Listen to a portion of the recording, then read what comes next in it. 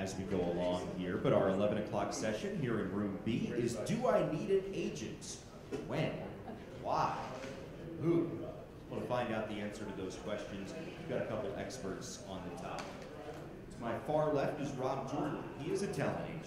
Ken Lindner and Associates. He's worked there since 2011, having previously worked with the company in the 1990s and also operating Rob Jordan Talent Management.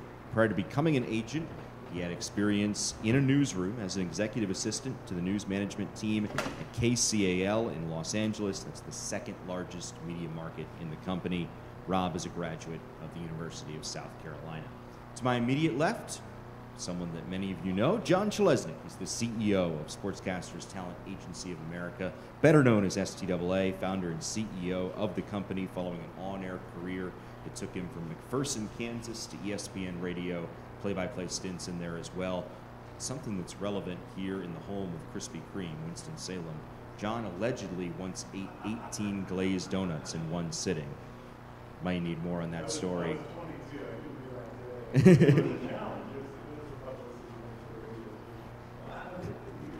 I told you. 22, just out of Kansas State University. So if you have questions for these gentlemen as we go along when they open it up, let me know. I'll bring you a microphone. Otherwise, we will turn it over to Jon and to Rob. Thanks so much. Thank you, Matt. Thank you guys for all being here. Let me start by asking you guys, and it's not a rhetorical question. It's one I want you guys to actually answer. Why do you want an agent? What do you think an agent can do for you that you can't do for yourself? What would you hope an agent can do for you?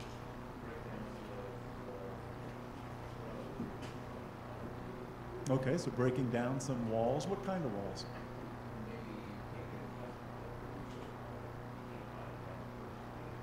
Mm-hmm. Okay, definitely a reason. What else? We're not moving on until Evan Budrovich answers the question. Ooh, very good one, undoubtedly. Evan, Budrow? Someone to speak on your behalf is a big one. Let me tell you two super quick stories. Over the years, we've worked a lot with Learfield, Tom Bowman's here, to help them fill play-by-play positions, receive the applications for play-by-play jobs at some very prominent schools. Years ago, an agent submitted an application on behalf of his client. The agent's email said, my client's interested in this job. He's currently the play-by-play voice at blank. Period. Another time, different job opening, an agent approached me, again as the recipient of applications on behalf of Learfield, and said, this seems like a good fit for my client, and one of his mentors says it's a good place. That was it. Had one of those people got the job, just say, I'm going to use round figures. Let's say it was a $100,000 a year job, and the agent was going to take 10%. Again, we're keeping the math simple. So that's $10,000 a year in commission. Let's say he's there for 5 years. $50,000 for writing. This was the pitch. This seems like a good fit for my client. And one of his mentors says it's a good job. How would you feel if you paid $50,000 for somebody that wrote that sentence on your behalf? So Rob's going to respond to this. And I want you to know that you guys are right. There are things agents can do for you that we can't do for ourselves. But I advocate a cautious approach to representation. Rob?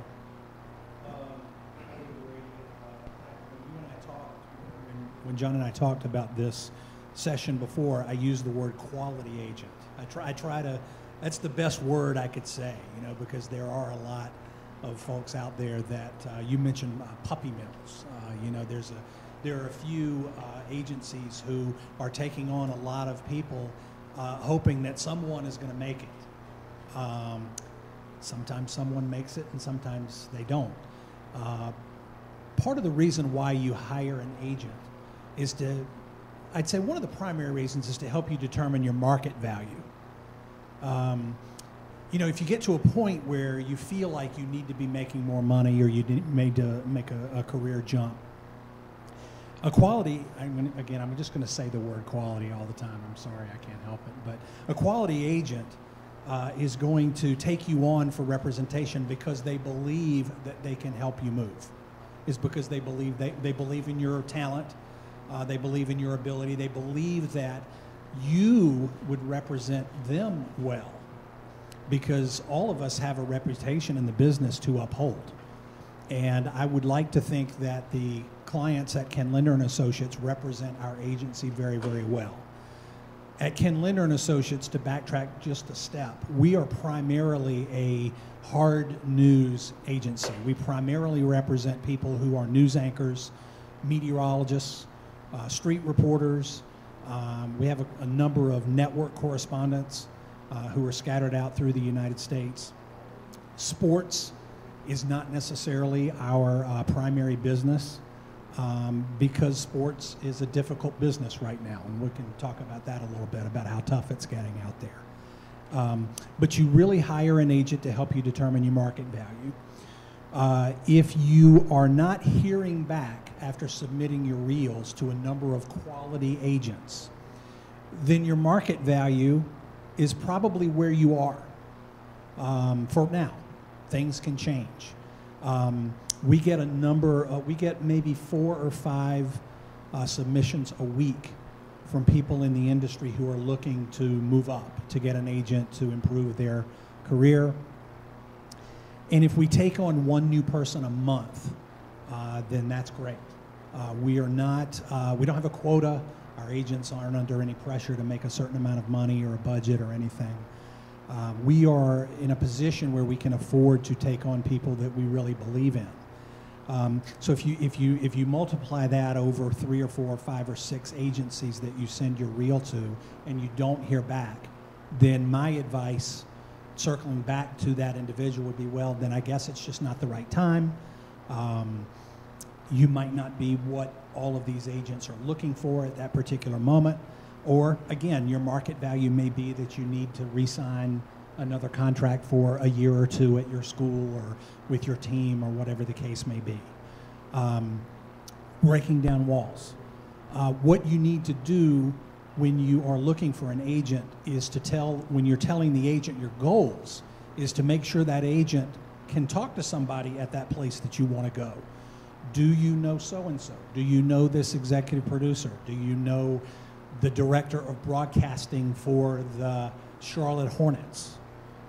These are the places that I feel like I want to go. Do you know those people? And if a quality agent does, then, and they believe that they can help you get there, then it would be obviously a very good marriage. Of course, there are no guarantees. You mentioned the situation with sending the one-line email and then hoping and keeping your fingers crossed that someone will be interested. My job on a 9 to 5 basis is to make contacts with the executives of these television stations and networks that are in charge of hiring folks like you. So that's where I spend the majority of my time. When I have a client that wants to go to a particular opening somewhere, I'm personally pitching that person to this executive if I have a relationship with them. If I am sending an email, which is obviously easy to do, I'm including some nugget as to why this person would be good for this job. I have a client who's quite desperate to get a news anchor job. And she wants me to send her to this station in San Antonio. And I said, well, what's the hook? She says, well, I have a cousin in San Antonio. And they really love living there. Okay, so my hook is she has family in San Antonio and really wants to move to be closer to her family. Now, that's true. It's not a lie. It's true.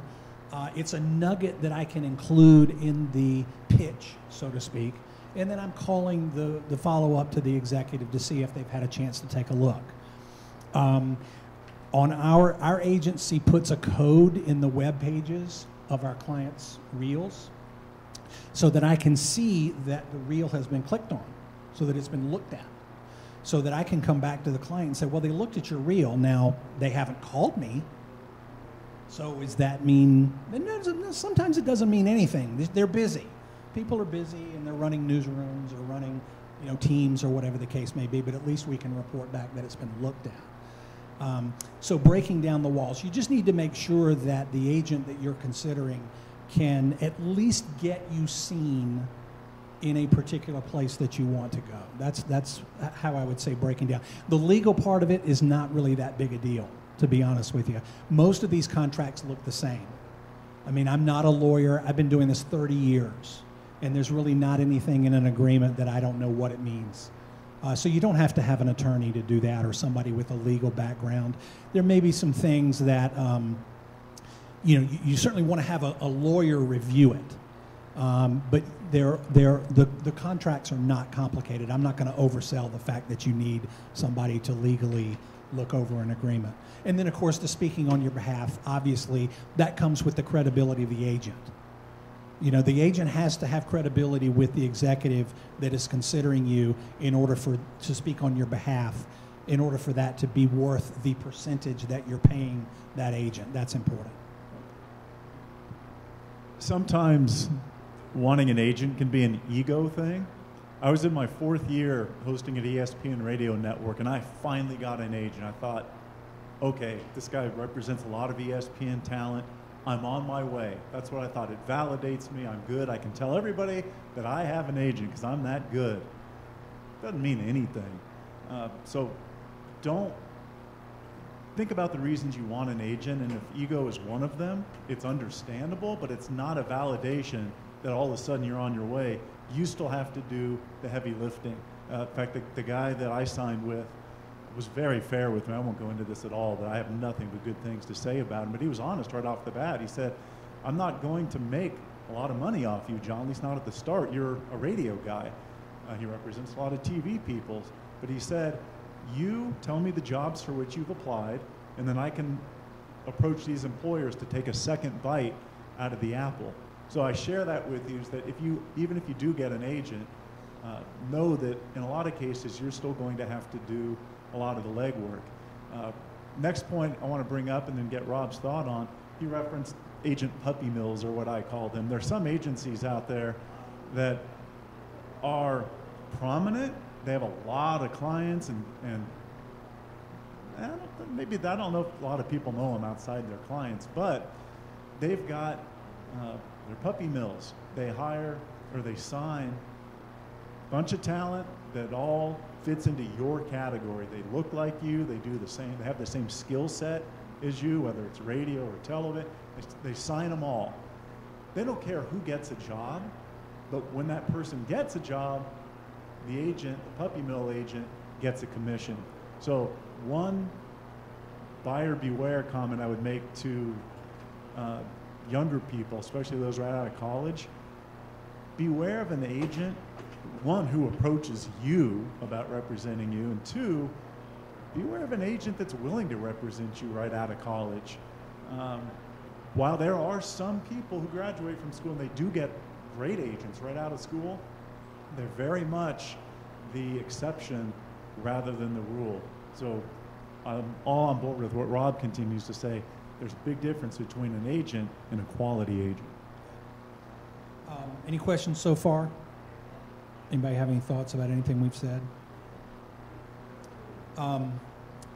When we keep coming back to the quality agent thing, I always get asked a question: why should I pay an agent if you don't get me the job? That's one of the top questions that I've ever heard in the business. Well, again, under the umbrella of the quality agent, the agent is working on your behalf, okay?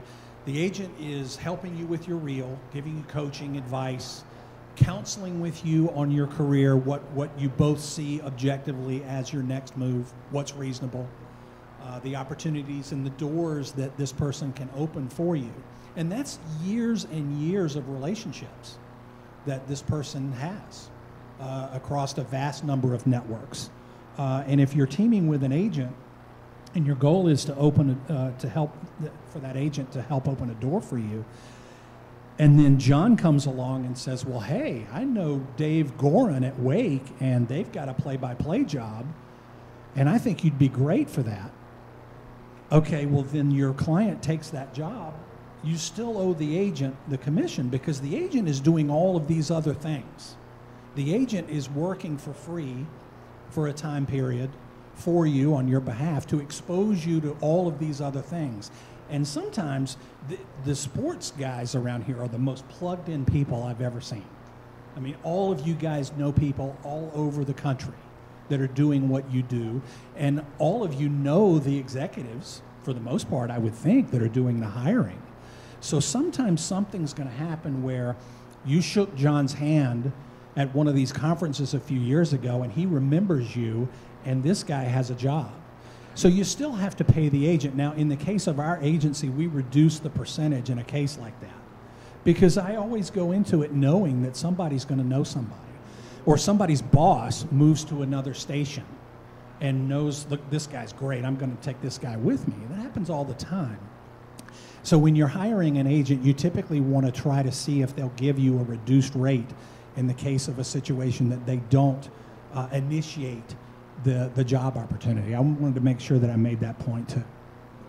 There's an NBA broadcaster who hadn't heard from his agent for at least 6 months. Through a connection, this broadcaster found out about an opening and got the job himself. Immediately after the announcement was made, his phone rang. It was his agent, his long-lost agent. Congratulations on the gig. When do I get my first commission check? This guy said, look, I got this job 100% on my own, but unlike what you said, where a good agent is working for you constantly, he hadn't heard from his agent in half a year. He said, you don't deserve any of this commission. He ended up having to buy out 5 years worth of commission to get out of the agency contract. And in the long run, it worked out for him. But that's an example of what you were talking about. A good agent, a quality agent, I love that phrase, quality agent will be going to bat for you regularly, but not all agents are quality agents. Next point I wanted to bring up is when you are a young sportscaster, you're early in your career, there are certain jobs for which if an agent contacts the employer on your behalf for a job in Class A minor league baseball or the news and sports director position at a radio station in McPherson, Kansas, it's going to be a big turnoff to that employer because it makes you look arrogant. And employers at that level aren't used to dealing with agents. They much rather deal with the talent who just graduated from Kansas State 2 months ago. So there are times early in a career where an agent will do you more harm than good. Not a quality agent, but remember, the quality agents aren't taking the guy whose only job offer is in McPherson, Kansas. That was me. So keep that in mind too. Agents can do more harm than good right out of school if you don't get a quality agent.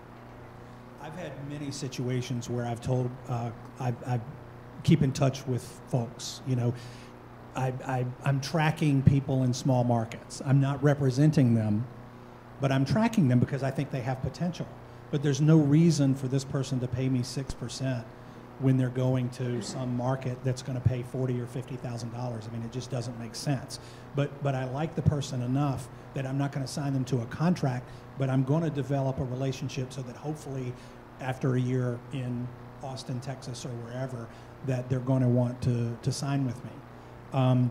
But I have often advised people that I'm speaking with who, in certain client cases actually, that it is not a good idea for me to make this call, you know, to your bosses. I have a situation in Dallas right now where I have an anchor that's really upset about something with her co-anchor, and she wants me to call her news director to talk to them about it. And I've had to say, look, I don't think that this is a very good idea for me to call your boss about this particular situation.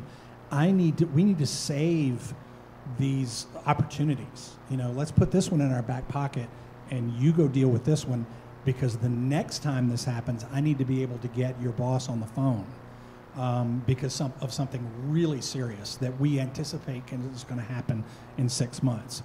But yes, very rarely, if I ever make a call to a small market news director, I did it recently in Charleston, South Carolina.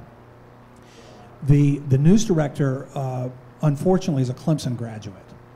And so I had an introduction to her just to simply give her grief about, you know, I didn't think Clemson people were smart enough to run newsrooms, you know, that whole thing. And so but I wanted to talk to her about this person that I had been tracking. She had the best college intern tape I'd ever seen. And she interned at WSB in Atlanta, which is one of the top 2 TV stations in Atlanta. And the tape was dynamite. It was one of the best I've ever seen. And so I called this news director in Charleston because I said, you know, I don't represent this person, but I think you really ought to take a look at her because I believe that she has potential. So occasionally it can work if you can develop a rapport, you know, with someone in a small market. But to do something blindly like that, to give an executive an impression that someone with relatively little experience has an agent already, it can definitely backfire. Another point that we've touched upon that maybe we can go a little bit deeper on is the feeling that we can often get from an agent that you are the one they're going to bat for. You know, I'm a 55-year-old white play-by-play guy.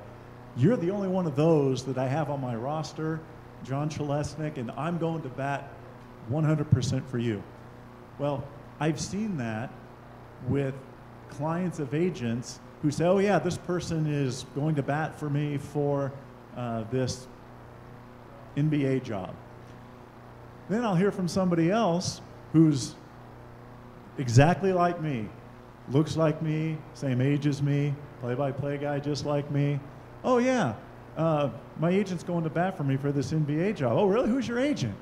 Oh, what do you know? It's the same one that's representing this other person. I've heard up to 5 different people be pitched for the same job by one agent. Each one of those individuals thinks they're the one that the agent's really going to bat for, and the agent doesn't care because it's not a quality agent because they get the commission. Actually, we represent 300 people. I mean, and I will say honestly, very rarely have I ever had a situation where I've had 2 clients up for the same job. I mean, it just, you know, the TV news business, it's a casting call. It's a visual medium. It's a casting call. You have a certain candidate, you have an anchor, you have a male anchor or a female anchor, you have a weather guy, for example. You want somebody who's going to fit if you're looking for a sports anchor, for example. It's a casting call. Very rarely have we ever come across a situation where we've had multiple clients that have been up for the same job. And again, I would never get caught saying something like that to a client. You know, I'm only pitching you. I never promise anyone anything like that. I just can't. You know, because occasionally it will happen. When you have a sports director job, there's a morning anchor job in New York City at WABC, which is the #1 station basically in America. And it's a Disney-owned ABC O&O. It's right in the building, right down from ABC News. This is the most coveted job in TV news right now. And I have a guy that's up for it. Of course, I haven't heard from the news director in 2 weeks. So maybe he's not still up for it. But there are going to be probably 200 applicants for a job like that. And serious candidates for it, probably 30 people, you know, that will be serious candidates that will have the kind of experience that this station is looking for. So I have 3 clients that would be interested in a job like that because it's the #1 station in America.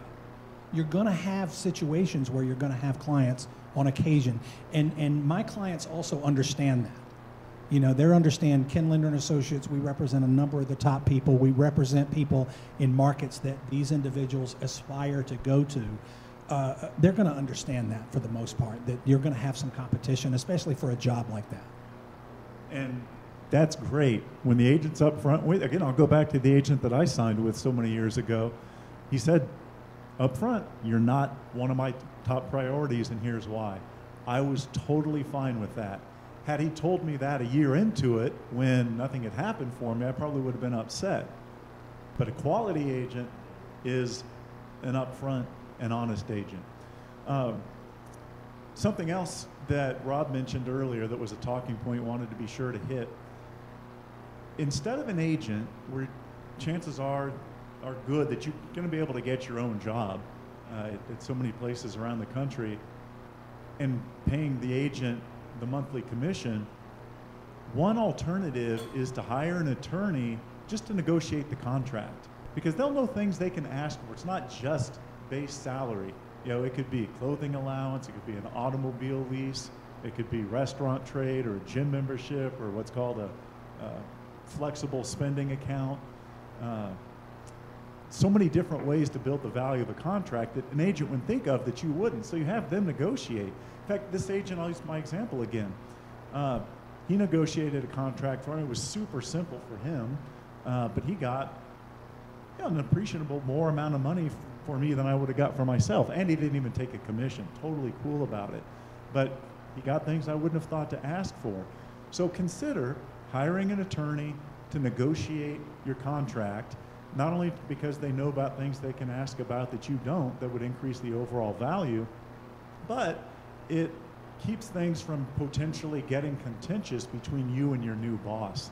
And if an agent is going to charge you, or an attorney, let's say, again, you know, I like round numbers because I'm not the sharpest tool in the shed. Let's say they charge you $1,000, but they get you $3,000 more in total value than you were going to be able to get for yourself. That's a win. My son hates when I say, Dad, that's a teenage, don't call that a win. Buddy, your generation didn't invent that, so that's a win. You come out ahead if you negotiate the attorney as a one-off to do the contract for you. I'd say, though, that a lot of attorneys don't know a lot about broadcasting. Yes, that you need to add that nugget because, you know, if you're going to get a trade out, I mean, an employment attorney that is a labor attorney and, you know, they work for, you know, they do wills and deeds and, you know, I mean, they're not going to know that a station has potentially a trade out, you know, with a clothier or something like that. They're not going to know that. So, yes, and someone who has some smidge of experience of looking at some of these broadcasting contracts. Great clarification. Okay, so all this being said, you may be thinking, oh my gosh, if I can't get an agent, how am I ever going to get where I want to go? Here comes the good news part of this session. It's probably been 10 years ago now, but the Mountain West Conference used to have its own broadcast network, television, over-the-air television network. 80% of the on-air talent for that conference network did not have an agent. They got the job on their own. You can do that too. You mentioned earlier that it can seem daunting to try to find the name and the contact information for the appropriate person. It can seem daunting, but you know what? It's not. It's all on the internet. And every once in a blue moon, if you can't find the contact, call that employer and think of a way to approach whoever answers the phone. You can get the contact information. That's the whole point. So that goes out the window. We've talked about a lot of times agents, you know, they send the one sentence for a big-time college play-by-play job. You can pitch yourself better than a non-quality agent can pitch you. You know your strengths, you know your passions, you know your ties to the job or to the region. In short, there's not a lot. Let's leave quality agents out of this comment. I'm just talking about the other ones. There's not a lot that they're going to do for you or can do for you that you can't do for yourself and do better. So instead of being discouraged, thinking, oh my gosh, John and Rob said, I'm never going to be able to get an agent. Well, one, if you're good enough, you'll be able to. But two, don't worry about it. You don't have to have an agent to achieve your goals. I would agree with that. That they're depending also on your circumstances, especially if you're focused on a certain area. You know, if you want to go do play-by-play in Boston or Providence, let's just say, you know, super dig into those places. You know, you don't need to hire an agent to do that. If you get rejected or you don't get a response from that, maybe that's a sign that maybe you're not ready. Something to pray about, I guess. It's one of the hardest things that happens to me that with relation to the clients is that often I don't have any feedback. I don't know why you didn't get this job. I have no idea. It's, as I said earlier, it's a casting call. They're looking for a certain kind of voice. They're looking for a certain kind of edge. They're looking for a face. They're looking for someone to pair with a co-anchor. That's a hard thing to do because our business is so subjective. But I always encourage people. I had this woman call me, lost her job. I mentioned Boston because I just talked to this woman, and she doesn't really want to move. But she felt like she needed an agent to give her the perception that, well, I'm on the market. So even though I'm willing to freelance for you for $350 a day, I want the perception of, and I said to her, well, I just don't think that I should commission your $350 a day at 5%. I'm not going to send you a bill, for $14. It didn't make sense for me to even put that kind of time into it. So, I say pick a couple of places that you really want to go and super sell yourself to those places. And again, if you don't get response from those places, have an A list and then have a B list. And if you don't get the response from your A list for whatever reason, then again, maybe that's just a sign that you're not ready. Folks aren't interested, the timing isn't right, and then you can work on your B list. But I often encourage people to do a lot of that digging themselves and to pitch themselves. It happens all the time. One more point I'll share, and then see if Rob has any that he wants to add on. Then we'd really love questions. Tom Bowman from Learfield, for those of you that have walked in late, shared a great point with me. He and I were talking about this session upcoming and whether you need an agent to negotiate a contract. And the point that Tom made so well was there's not a lot of negotiating room. Employer has X amount of money budgeted, so it doesn't matter. It could be, what's McGuire, the movie? Jerry Maguire. It could be Jerry Maguire coming in.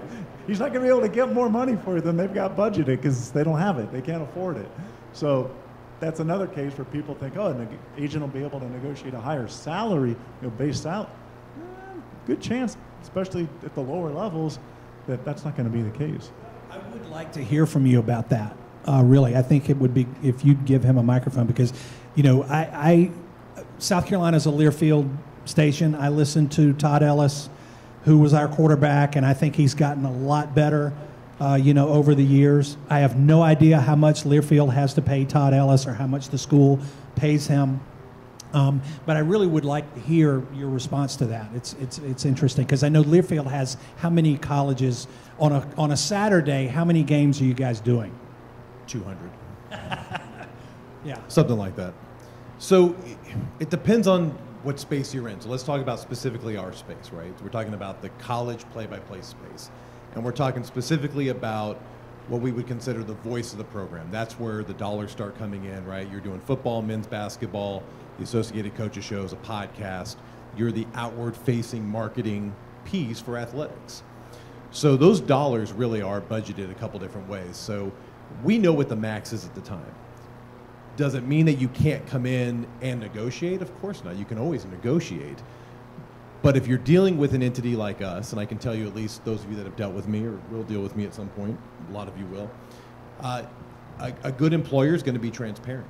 I have no other reason than to be transparent. And so I'll put it straight up there. Hey, it's $50,000 job, comes with benefits. I'm talking about SIU right now because I know you guys are all asking what's going on with the SIU job, so I might as well tell you right now. So that is the Director of Broadcasting, voice of the program for Southern Illinois University. So that's a full-time Learfield job. Typically, Learfield jobs are going to be independent contractors. And if an employment attorney looked at it, probably more like part-timers, but that's another session for another time. But an independent contractor is going to come in, and we're going to tell you what our budget is. If we can sweeten the pot with things like trade, can we figure out something to do for a vehicle lease because of a sponsor? I think what you have to do is you have to decide early in your career which one of these avenues you're going to go down. So if you're going to be in our space and your goal is to be Don Fisher at Indiana, for instance, Todd Ellis at South Carolina, you're going to work on our side for a long time. I think where an agent comes into play in my space is when you've gotten to that top of the mountain and now you're looking to expand a little bit in areas outside of us, right, as an independent contractor. Hey, I want to go do more television. Hey, I want to go do things outside of the regular season for football, the regular season for basketball. I think an agent comes in handy there. In the 17 years that I've been doing the primary hires for Learfield, I've dealt with 2 agents. And it's really just how our space is designed. And that's not a good thing or a bad thing. I mean, the best advice that I ever heard early on, and you guys already talked about it, is to find an attorney that you trust to look at the agreement. Our agreements are all basically the same. It's a whole lot of boilerplate in 4 pages and things like force majeure. Go ahead and look that up. It's all in there. And then the important part is, here's the Amendment A that says, here's what we're going to pay you, here's what you're going to do. That's the important part. Most of you guys can do that on your own. I would encourage you that, reach out to another play-by-play voice that's been around for a while and say, hey, do you have an attorney that you've used in the past? Because you're right. You can't just hire, the guy that did your family's wills. That doesn't work. They don't understand. Find somebody in our space that works. Ask questions. When you get that agreement, read it. Read it. And Rob definitely wants you to add on to this. For me, the most important things to note about a sportscasting talent contract, in addition to the base salary and however else you might earn compensation, are the non-compete. How wide is it?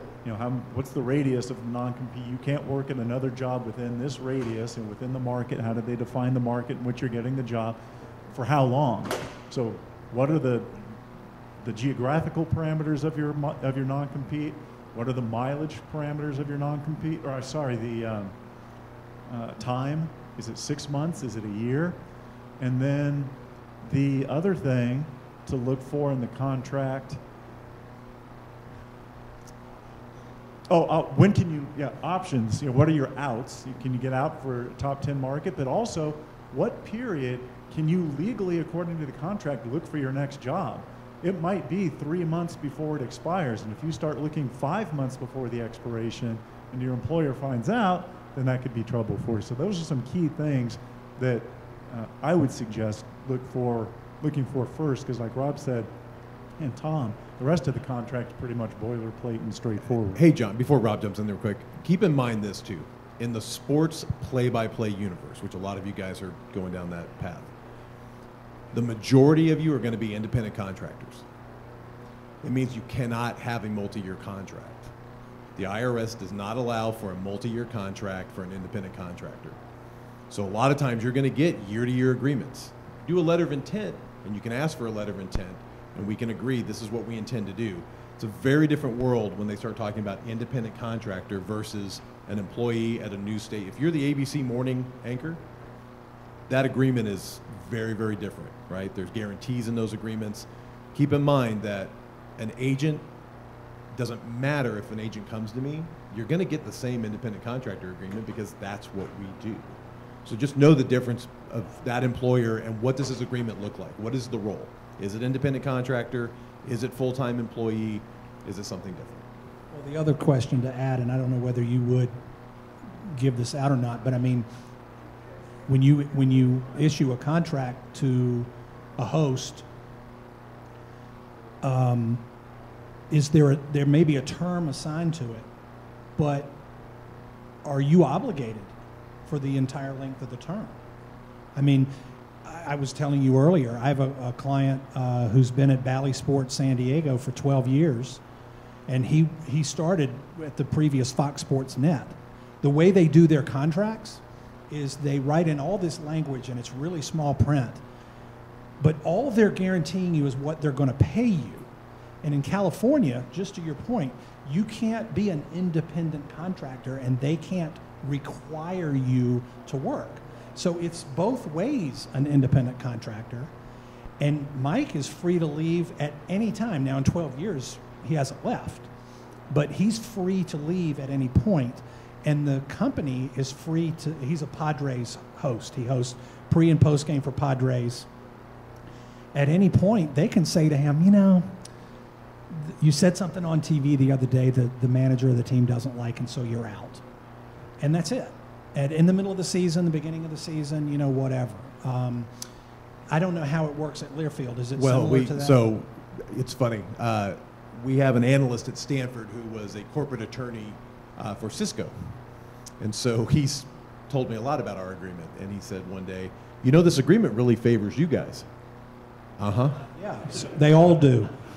We're the employer. We have the burden. I will say that a good employer is going to put things in there that protect both themselves and the talent themselves, and we do that as well. So, listen, at the end of the day, if you do something that disparages the university, the brand, us, you're an independent contractor. Listen, I'm not going to bring up names. It's happened. It happened this last season. I had 2 different instances where I unfortunately had to part ways with some talent. We don't do that lightly. Schools don't do that lightly. But at the end of the day, there are protections in there for both the talent and us. But the employer side of it, it's going to lean towards us. The burden is on us. And so, you know, once again, read the agreement. Make sure you understand what's in there. You don't need an attorney to come back to me and ask me, hey, can you tell me what's up in paragraph 4? I'll explain it to you in layman's terms, not a problem. It's not our job to hoodwink you. It's a relationship. And in my space, I'm looking for guys, especially when you get to these top Power 5 jobs, I want you there 20 years because I don't enjoy the process. I don't want to do it year after year after year. So read your agreements, look at it, but understand the difference between an independent contractor agreement, which is really, it's not even a contract at that point. It's an employment agreement. It's very, very different. We all like to throw around the word contract because in some weird world we think, well, we got a 3-year deal, and if they get rid of me in year 1, they're going to owe me 2 years worth of money. No. It favors us. But we're in a partnership. We don't hire people so that we can turn around 6 months later. But to Rob's point, you know, look at your agreement. Make sure you understand what's in there. And if you don't understand it, you don't need an attorney to do it. You call the employer, whether it's me or Howie or whoever the hell's hiring at Playfly. I think it's Chris Blair these days, to be honest with you.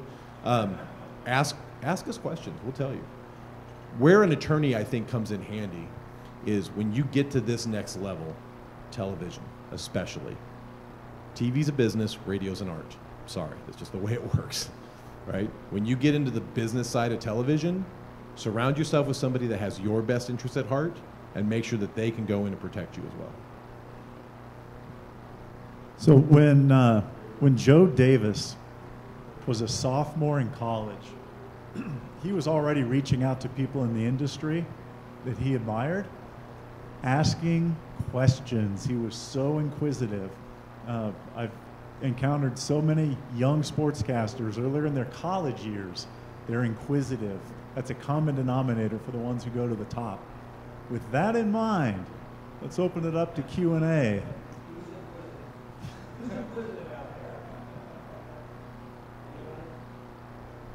I thought when Matt stood up, he was going to have a question. Well, that's a ton of stuff we've given. Nobody has any question about anything, huh? For both of you guys, since you look at different types of talent, are there common differentiators when you see a person and you go, wow, this person has the it factor or things you're looking for when you're evaluating tape or reels or things like that?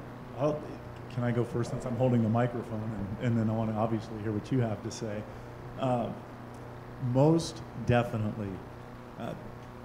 The top 15% of applicants for any job are similarly skilled. They're all really good. They would all do a great job on the air. What differentiates you in that 15%? And it's people skills, and it's confidence. Yeah, if you're a play-by-play, or I say play-by-play because I know that's what your specialty is, Evan. But if you're a talent who doesn't look people in the eye when you talk to them, or you've got one of those dead fish handshakes, if your emails to somebody or your phone call goes, if you're a time bandit, that's what I call them. The correspondence is so long, there's 5 paragraphs for a single sentence question that's buried in the middle. All of these things, by themselves, any one of those things, okay, maybe forgive it, but they add up. That is where, for me, people differentiate themselves, that top 15%. It's how they conduct themselves. It's wearing a shirt and tie to an event where you're going to go meet people. If I were still in the job market, I'd have a coat and tie on right now. But one of the liberties I feel I get with being as old as I am is I can dress a little more casual for this event, so I take advantage of it. But those are some of the differentiators. It's not on air, it's how you conduct your business. Yeah, and as I said before, in TV, it's a casting call. You know, it's a situation where, like the woman in the college intern tape. You know, I've seen college intern tapes 100 times, 200 times. Clearly, this woman had something, whatever it is. It's subjective. You know, in radio, you can paint a picture. You can tell whether this person really knows what they're talking about because you don't get distracted by the look and the hair and the tie and all of that. So for us, when we're evaluating TV talent, it's the look, you know, immediately. You build a montage of live shot, live shot, live shot, live shot, situation, breaking news, tragedy, mayhem, you know, whatever, how that person performs, how the person looks, how the person sounds, the confidence, the credibility on tape. Then in live situations, how are you describing a scene? We just got here and this place is crazy. There are police everywhere. They've blocked off the streets for 2 blocks. A lot of information. A performance nugget of we've just learned, or I just spoke to the PIO or whoever, little nuggets of things where you're providing information to people that's fresh and interesting and active. You know, there's a lot of these consultant things that I don't like, but it is a part of it. So I don't even look at people's resumes when I see someone's tape, only until I'm interested in them. Then do I take time to say, okay, where is this person from? So I don't want to cop out as an it factor in that respect. I hate to do that. But I also, as I said earlier, we want to find clients who represent our agency well, which is important to our credibility. So after 30 years of doing it, you just kind of know. When I first joined the agency, I was working at a TV station in Los Angeles. And when I went to meet with them, they showed me tapes, and this is an LA agency. They showed me tapes of people that they had found in San Antonio and Tucson and El Paso and Fort Myers, and these people were really good. Clearly these were people that were going to move up. So the agency had kind of a knack of what they were looking for, you know, at the time, and I bought into that. And again, it's kind of hard to describe. You hear it on a tape.